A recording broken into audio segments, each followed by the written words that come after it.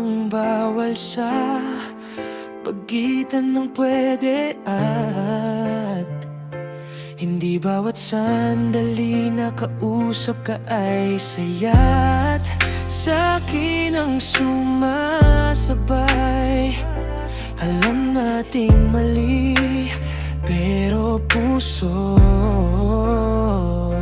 ko'y hindi makinig for long days. Simula nang pumasok ka sa grupo, I kept telling myself this is enough, na okay lang na ang pangalan.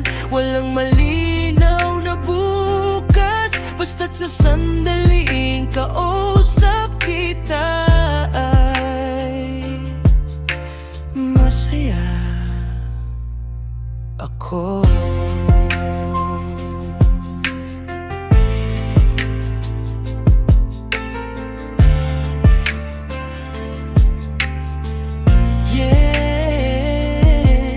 Kept lowering my expectations, telling myself ganito lang talaga, na hindi lahat ng pagmamahal ay kailangan ipagsigawan na.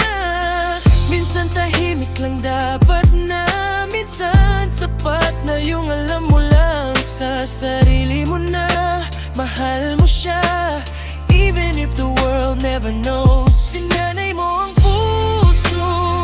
sa mga lihim na sandali, sa mga oras na hindi ko pwedeng ipagmalaki, pero may tamang panahon ng pwede kitang ipagsigawan. Sa mga I love you and kailangan kong itago, sa mga tawag na pinababaang pag may pumasok ko.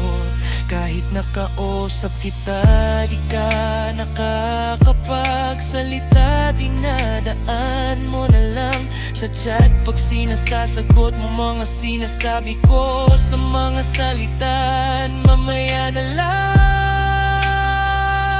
hindi pebudel ngaon, natakot lang siguro akong mawala ka. Anaw na realize ko, hindi porket masaya ako sa'yo ibig sabihin tama ka para sa akin, pero maghihintay ako sa tamang panahon.